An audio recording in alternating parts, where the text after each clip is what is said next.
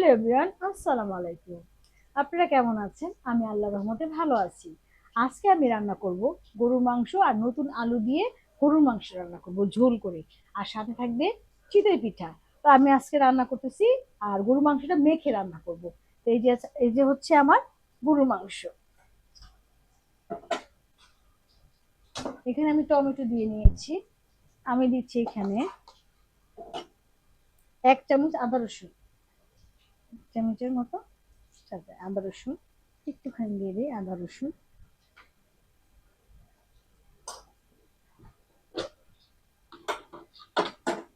দিয়ে দিচ্ছি পেঁয়াজ, পরে আবার পেঁয়াজ দিব।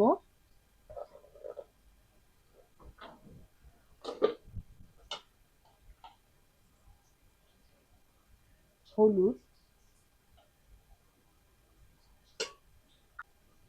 দিয়ে দিচ্ছি, মরিচ 1 চামচ, তুই ঝাল ঝাল খাবে।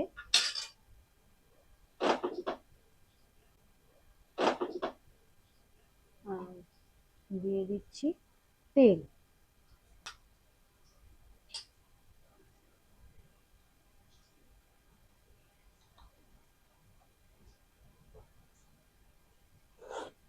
স্বাদ অনুযায়ী লবণ দিয়ে দিব।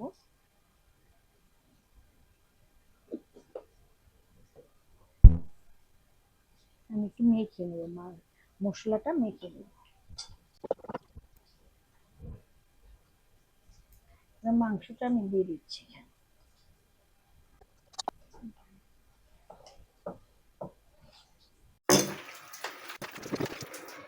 আমি একটু পানি দিয়ে দিচ্ছি। আমি এখন এটা চুলায় বসিয়ে দিব।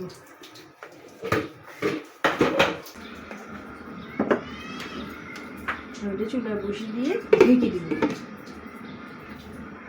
আমি চিতই পিঠার জন্য আমি আগে এখানে চিতই পিঠার এই যে গুঁড়িটা আমি এখানে মেখে নিয়েছি। ভিজিয়ে রাখবো 1 থেকে 1.5 ঘন্টা পর্যন্ত।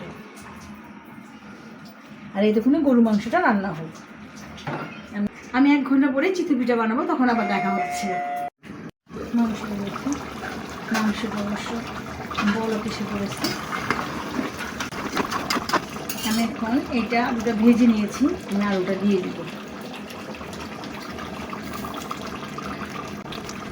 আমি শাঁসটা আমি আগে প্রিহিট করে নিয়েছি, নাহলে এটা উঠবে না।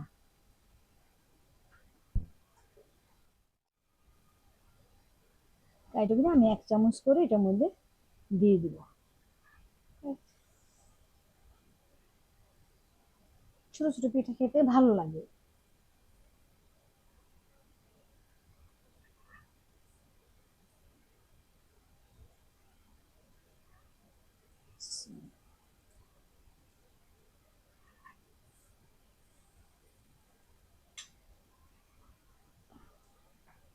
আমি এখন ঢাকনা দিয়ে ঢেকে দিব।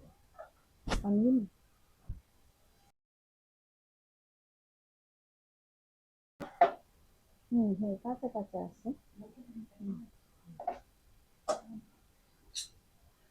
পিঠাটা হচ্ছে, আমি এখন এই মাংসের মধ্যে এখন একটু গরম পানি দিয়ে দেবো, ঝোলটা করবো।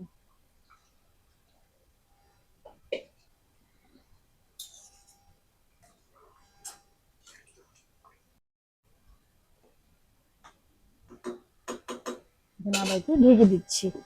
এর মধ্যে দেখি পিঠাটা কি অবস্থা।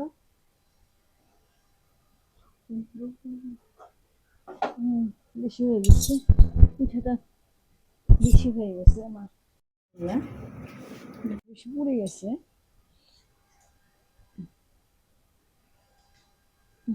সব উঠে যাচ্ছে, আলহামদুলিল্লাহ ভালো হচ্ছে। একটু তেল দিয়ে নিই না, মুছে নিতে, একটু মুছে নিই আমি তেল দিয়ে। মাংসটা এখন হয়ে গেছে, আমি এখন বেড়ে নিব। ঝোল ঝোল করে গরুর মাংস রান্না করেছি।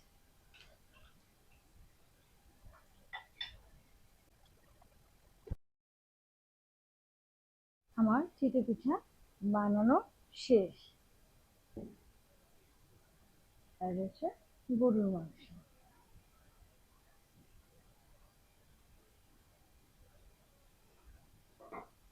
শীতের মধ্যে চিতই গরুর মাংস খেতে অনেক ভালো লাগে।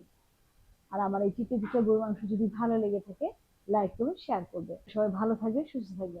আসসালামু আলাইকুম।